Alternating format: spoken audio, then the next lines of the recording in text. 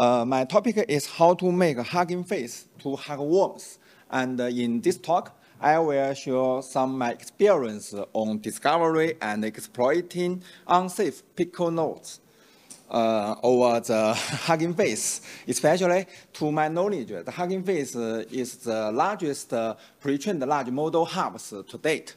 And I will show some security insights behind it. Who am I? I'm from Shanghai University, and my main job is to do some research and teaching jobs in Shanghai. And also, bug hunting is a part of my research. And I have my current research interests focus on the web and AI security.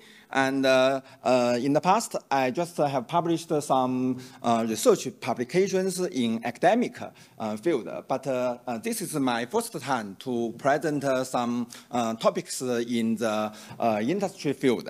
And if you have interest to discover with me, you can reach me out at my email account. And the agenda for this talk, I will first brief some background of the Hugging Face Hub and the pickle model. And then I will show some of the old knowledge that what is the pickle.loads is unsafe and how to discover some points of it. And then I will elaborate on the details on how to exploit for the reversed RCE, remote code execution by the pickle.loads. And also, I think it is a very interesting part is how to bypass the pickle scanning deployed in the Hugging Face. Because the Hugging Face has the full knowledge that the pickle.loads is very dangerous, and they launch the pickle scanning in their website to avoid this kind of threats. And then I also go a step further to show you how to make our RCE payload is wormable. That means we can abuse the Hugging Face as an evil weapon to infect the pickle worms from one Hugging Face account to another. And we will utilize some of the Hugging Face's official command line to do it. And at the end, I will show 3 case studies and a demo how we can do this kind of attacks. Okay, let's begin. The first, Hugging Face Hub and the pickle model. Maybe some of you have some experience to use the Hugging Face Hub to get the pre-trained models. Because the AI is very a hot topic, and you may find so many academic papers published in the, for example, the AAI, IGCI, and their authors may deploy their models in the Hugging Face to share across the AI community. And but I don't understand whether you can deep understanding how the Hugging Face Hub works in the background.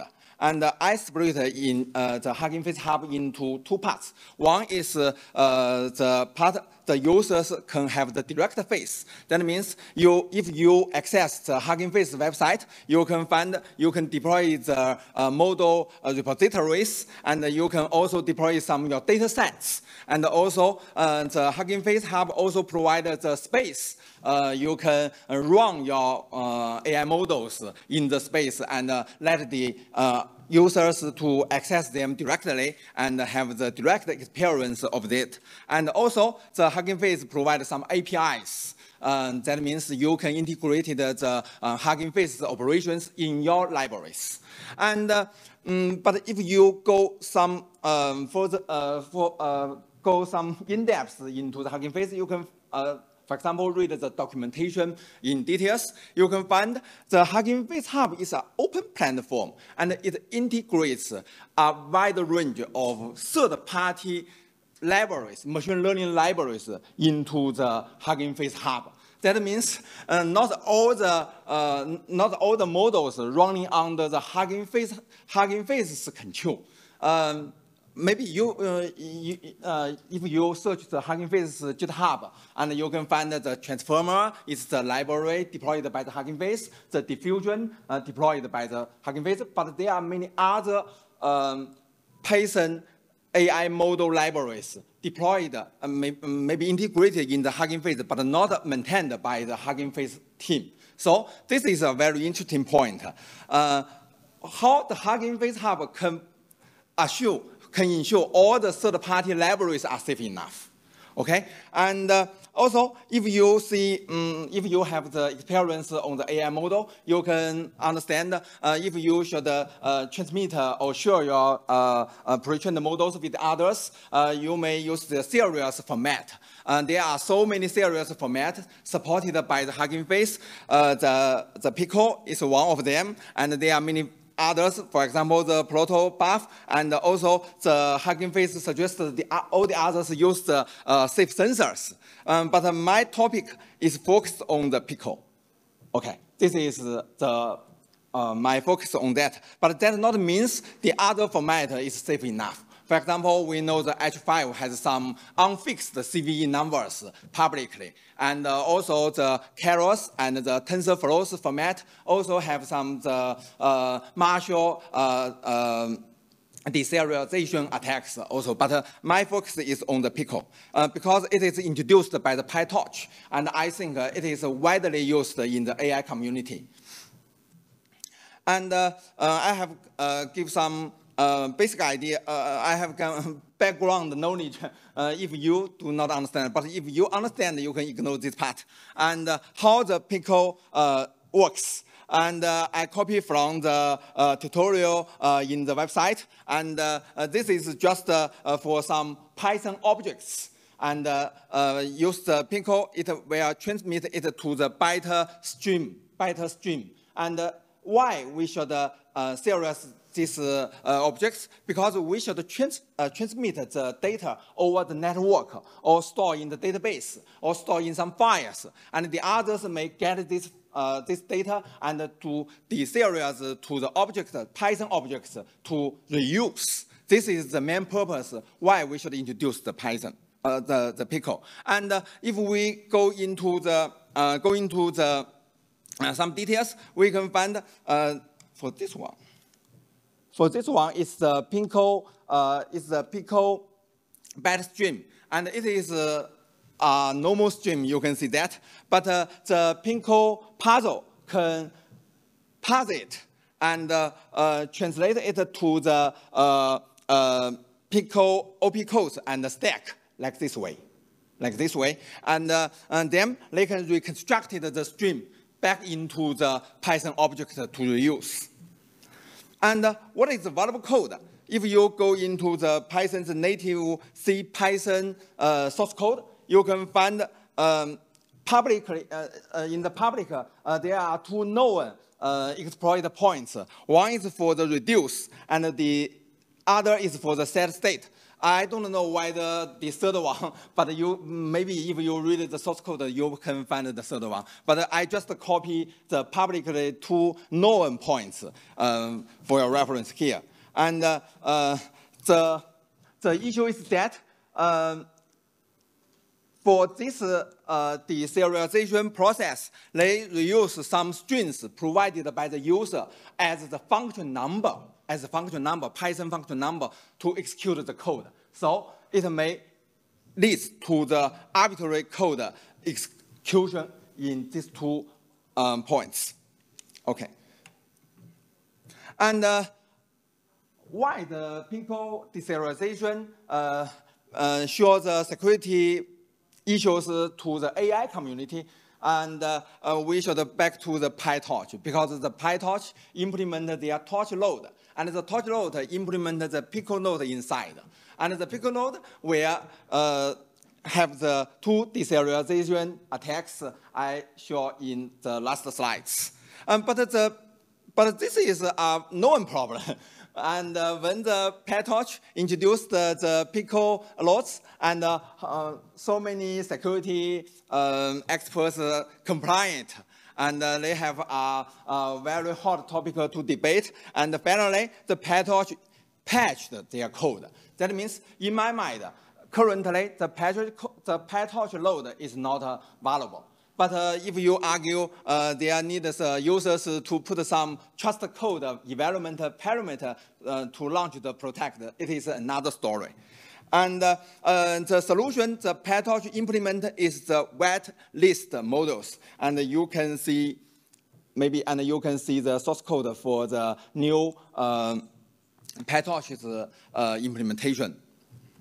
Okay, but the war is not at the end for the Hugging Face, because the Hugging Face integrated so many third-party libraries inside their open platform, and these libraries, even the Hugging Face cannot ensure they follow the secure coding for their implementation. And the bad news is that so many third-party libraries use the raw Pickle.loads in their implementation, not the Pytorch's torch.load. Okay. And in my understanding, I think if the third-party libraries use the torch.load, I think it is safe enough. So I put it as the green.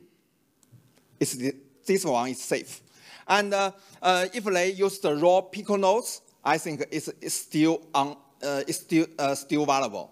And also, as the open platform maintainer, the Hugging Face also implemented the pickle scanning to avoid this kind of attacks.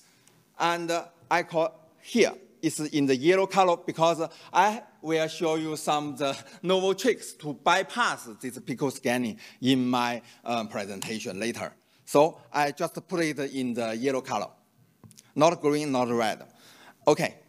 And the next one, I will show you how I discovered the unsafe Pickle.loads. It is before I show the unsafe Pickle.loads, I will define it. What is the unsafe Pickle.loads? Because if you read some code and use the Pickle.loads and also the Pickle.safe to read the memory, read the data from the memory or serialize the data stored in the memory, it is safe because it's a loop in your memory, not from the user inputs. And I define the unsafe Pickle.loads is that there is some parameters under the user's control, under the attacker's control. So I think this function, the convert mask former checkpoint, will read a Pickle file, and the file name under the user's control. I defined it is unsafe. But if the Pickle.loads is unsafe, not means it can be exploited from the Hugging Face hub. The difference is that you can not image the users is very stupid, it's very silly. They will just read some Pickle file and read in their code to do that. So I define what kind of the Pickle.loads can be exploited by from the Hugging Face is if the victim users can follow the Hugging Face's official guideline to fetch the pre-trained model from the Hugging Face hub. That means the users have no knowledge what happens behind rather than just downloading some models. And the one entry point is that if you have the experience to use the Hugging Face, you know there is a copy code. Okay? There is a use in, for example, this is the Transformers library, and the Hugging Face is very friendly. They will get the beginners to use the Hugging Face, and they have the demo code here. And the demo code for every nearly every third-party libraries, even the third-party libraries, if you deploy the models in the Hugging Face, you can have this kind of the demo code. And this kind of demo code, you can click it, and they will show the code here. And the beginners will simply copy the code and to their local machine and execute them to fetch the models. This is one of the exploitable entry. And the other is that because some third-party libraries is not well integrated in the Hugging Face, and they have their own command lines. And so the Hugging Face have some documentation to teach the users how to use them. And this is the example code put on the Hugging Faces hub. And I consider this is the second chance we can get the user to be pitched. Okay. Okay. And how to discover the unsafe pickle.loads? It is very easy.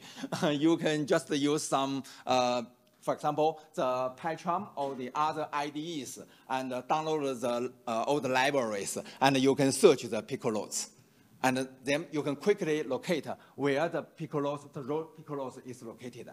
And then you can analyze whether the user, the function's input, is under the user's control or not. If it is under user's control, or read from some files, or read from some networks, and then we can consider they are unsafe. But unsafe not means exploitable. And for the exploitable, and I just check or do some code review whether there is a code pass from the, for example, the Hugging Face's official from pre-trained function to the pickle.load.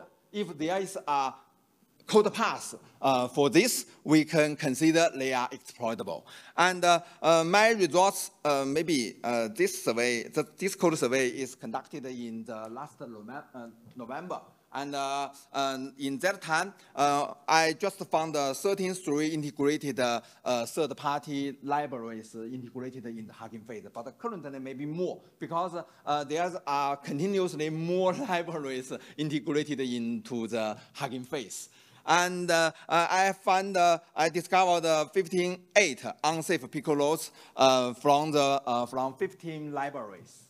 And also can confirm 6 are exploitable.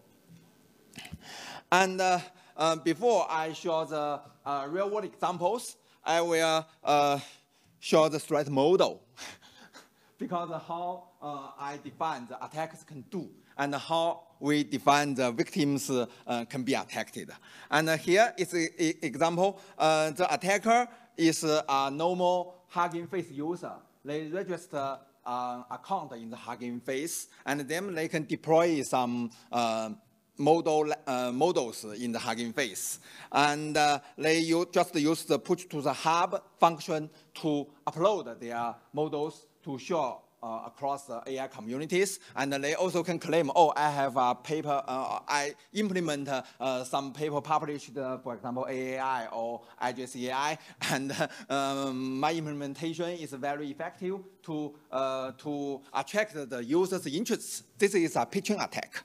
And the victim users are the other Hugging Face users. And if they are attracted by the attacker's repo, they will use the from pre-trained function provided by the Hugging Face to fetch the pre-trained model and run in their local machines.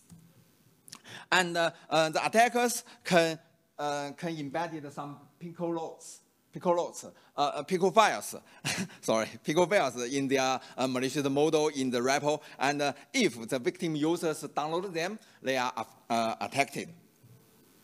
Okay, we can see the very simple RCE payload. This is very simple because if you come back to the 2011 Black Hat conference, you can find the original paper, and I think everyone can write it simply. But for this code, the Hugging Face do not allow it, or can make some alerts to wake up the victim's agents. Oh, they are unsafe. They are unsafe. And this tool is the, I just copy from the Hugging Face Hub, and they will use the red color and to display, oh, there are some unsafe Pickle.loads, and please do not download it. If you insisted to that, you can take your own responsibility.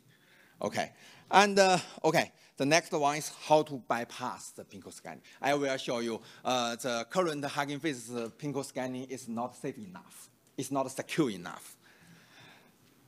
Okay, to discover the ways to bypassing, we should first see how the pinhole scanning works. How the pinhole scanning works, and we can see this way. I just copy from the Hugging Face, and you can find 3 colors. One is the red, one is the black, one is the orange. That means there are 3 lists in the Hugging Face pinhole scanning. One is the black list, one is the white list, but another is very interesting orange list. Okay, and sorry, for the white list, for the black list, for the orange list, I think my demonstration is not comprehensive because I do not go through all the Python functions one by one to check what is the Hugging Face pinhole scanning can blacklist it or what they are whitelisted. It is not complete. It is not complete. Sorry, and you can. I just put some here for example. But the interesting part is that if it is a whitelist, no alert displayed. If it is in the blacklist, there is an alert to wake up the user's address that it is unsafe pinhole files. But the interesting part is that if the functions are listed in the orange list, the Hugging Face only display the function, the model name in the orange color, but no alert. This is the point we can exploit later. Okay, and I will show 3, maybe 4. But I will show you first 3, and to bypass. It is just a game for the hide and seek. Okay, the first one is a general one, and I call it the code reuse. Because there is an orange functions, and orange functions will not trigger the unsafe file alert, so we can reuse the orange function. That means we can reuse the orange function to do some malicious actions. It is the ways that if we found some free from pre-trained function is can be exploited from the Hugging Face hub, we can just deploy 2 Hugging Face repositories. One is embedded one is just embedded some pickle files, but this pickle files embedded the from pre-trained function inside, and this from pre-trained functions will download another repo. I call it a backend repo, and for this repo, they have some blacklisted functions inside. Okay, and another way is that if we can also consider the origin functions as the gadgets. Gadgets is very interesting because so many deserialization attacks use the gadgets to gadget trains to achieve their targets. And how we define the gadgets? The gadget is the functions that this function is orange list, but inside this function, it will call some blacklist functions. Okay, we call it a gadget. The second one is and the third one, I think they are highly depends on which libraries you can use to launch this kind of attacks. Maybe there are more bypass tricks, but I think we should read more source codes of the integrated third-party libraries to find more. And the second one is I found from the Hugging Face transformer library. And they use the regular retrieval model. And in this model, they will read the config file in the repositories, the model repositories. And in the config file, the interesting point is that it will redirect the download from current repository to another repository, and we can deploy the malicious code, malicious model in the backend, in the backend repository. This is I call it the config abuse. And the third one is more interesting. Because if we read some code, you can find some third party, some model library writers may use, for example, the base 16.4 to encode the Pinkle beta string. And by this way, the Hugging Face, the Pinkle scanning, do not think this is the Pinkle file. They just think it is some base 16.4 codes. Okay, I call it the format encode.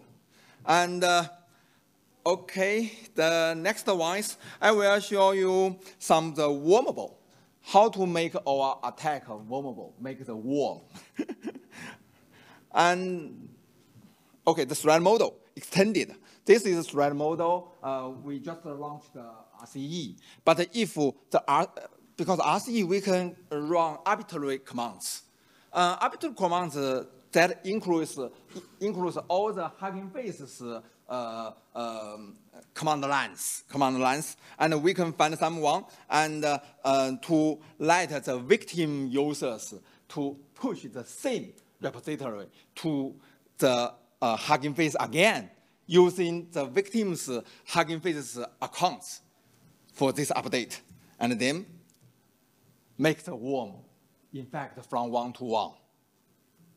And the wormable payload is very simple. We can use the Hugging Face's CLI and use the upload. But the interesting part is that how we can make the worm infection continuously. Because if I deploy a worm in the Hugging Face account, and someone is, I call it the first victim, can download it. And the second victim may not download my worms. They will download the first victims. So we should make the wormable payloads general enough. That means every victim can be a worm source. Then we can read it in some details, and we should keep this. This to write the repo name, yeah, the repo name the same. That means the first victim, the second victim, all the victims may use the same repository names to make the worm infection.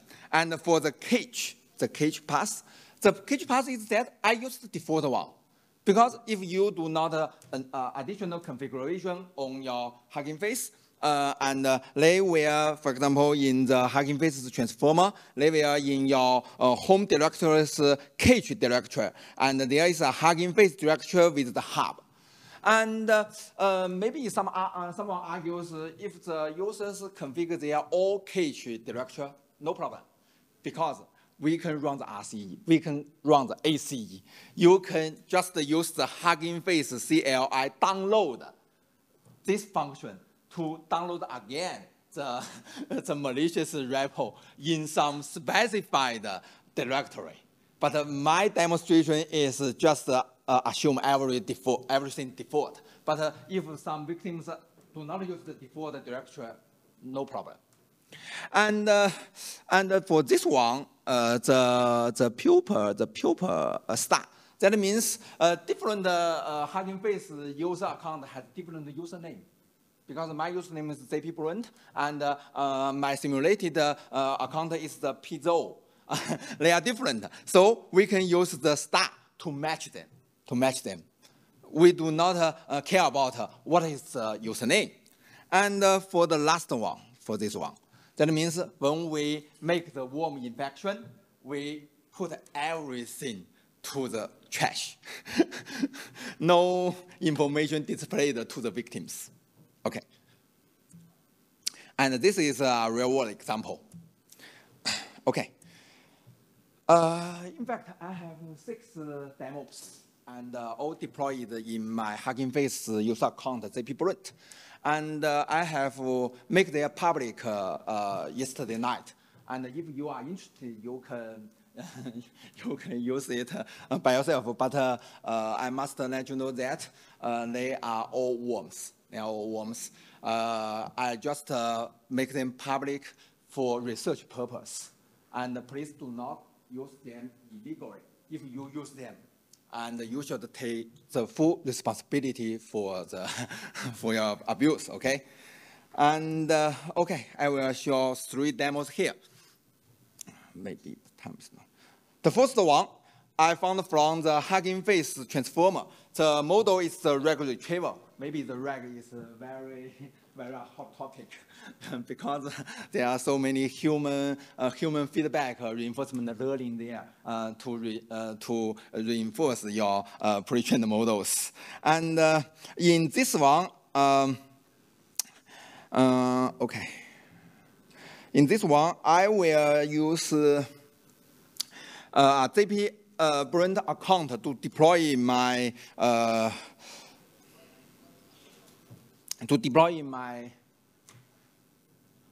my attacking repositories in the ZPBlunt regular retrieval. And I assume the victims follow the demo code from pre-trained from the Hugging Face, and then they will be infected and also execute some commands to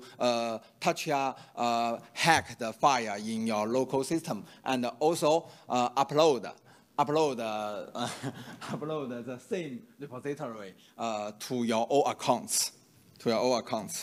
And this is the code path. How I find them, maybe it is very complicated, but no problem. You should just catch 3 points. 1, what is the source? The source is the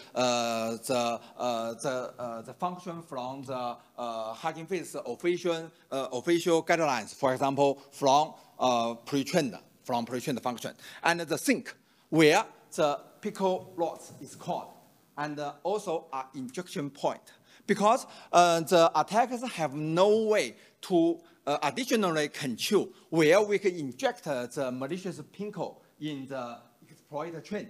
So we should make sure the existing code pipeline has to do that for ourselves. So we should locate where is the injecting point. That means which Pickle files we should make them malicious. Okay. And this is the bypass trick I use.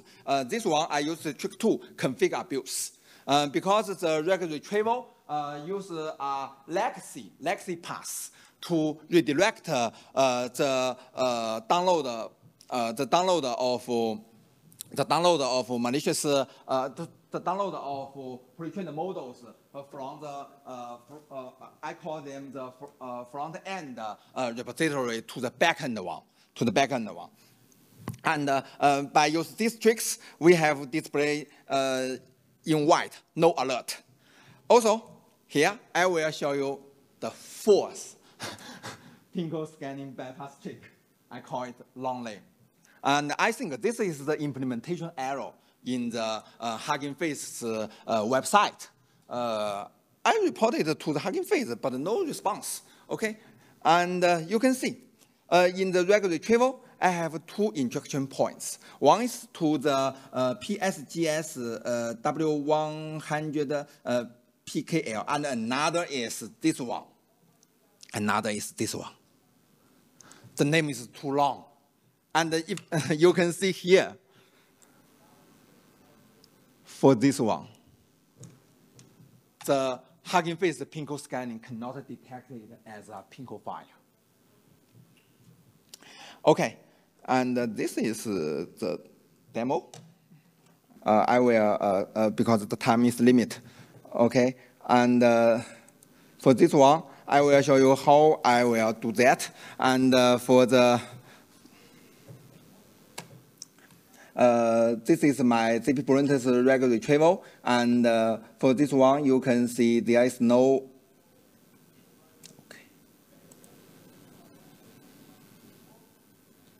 Okay, we can just jump here.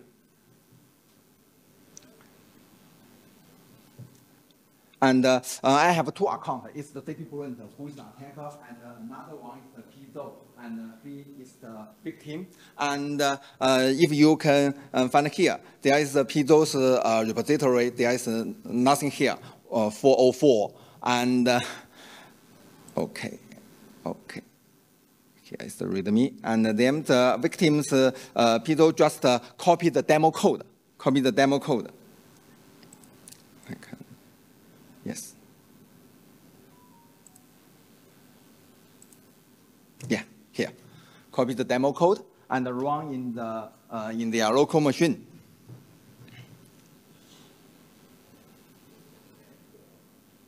Yes. And here you can see the downloading from the Hugging Face hub. Maybe I run some VPN in when I record this demo, and there are some time. But if you can directly connect to the Hugging Face, it will be very fast. Okay. And this is the downloading. Okay. And there are some the tokenization wallets, but it is not as critical, sensitive. Because we can refine our Pinkle file to avoid them. There is no any crashes. That means you can successfully download the pre-trained model and run in your local machine. Okay. And here we can find the hacked and hacked tool can illegally make it. And for this one, yes. I wait here. If you should make the worm infection, you should log in a Hugging Face account with the red permission to upload your Hugging Face repository. Okay, this is a prerequisite, and we can run it again. Okay, and in this one we can find here. Oh, this is a victim. The worm infected in the Pizo's account. Okay. I will stop here, and because the time is limited, I will go quickly for the next. Okay. The second one is the pedal NLP for the Irene Tiny model, and the same is here, and this is the code parse. And here, I just use the code reuse to bypass the Pinkle scanning. And you can see I have reused 3 origin functions. One is the retrieval, URL retrieval. And the second is, the interesting one is that why we should use this one. Because when I reuse the another from Pinkle original function, we found it is a Python class member function. If you should call the Python class member function from the Pinkle file, it will automatically translate to call some the built-in get attribute. But the built-in functions are blacklisted by the Pinkle scanning. So we should. For this case, we should find another gadget, but lucky we can find it in the pedal NLP functions. Okay, and this is demo, I can ignore it. And the last one is the stable baseline 3 overview. And for this one, I just implemented the format encode to the Pinkle scanning bypass. Okay, and I can go quicker. And the takeaway. We have 3 participants in this security issue. Sorry, and you can see the different paths. For example, what the Hugging Face should do, what the third-party maintainers should do, and what the end users can do. When I report the bugs to the Hugging Face, their first response is that, please do not use the Pickle format. You can just use the safe sensor. But for the attackers, for the victims, they cannot control how the attackers use what kind of the formats. And for the some third-party maintainers, they just think it is a supply chain attack. You should ask the Hugging Face to launch the patch. But unfortunately, the Hugging Face think it is not my response. For the end users, they are the victims. So for the Hugging Face, they think everything is okay. For the third-party maintainers, they think that's wrong by the users. And for the end users, I trust the model. Why you asking me? Okay, I have some suggestions for the Hugging Face. May launch some strict protections. And for the third-party maintainers, better to not use the safe Pickle.loads. And for the end users, I think the trust is not enough. They may have some more tools to launch the protection. And this is the Black Hat Better Sounds. Sorry for the late. Okay, thank you very much.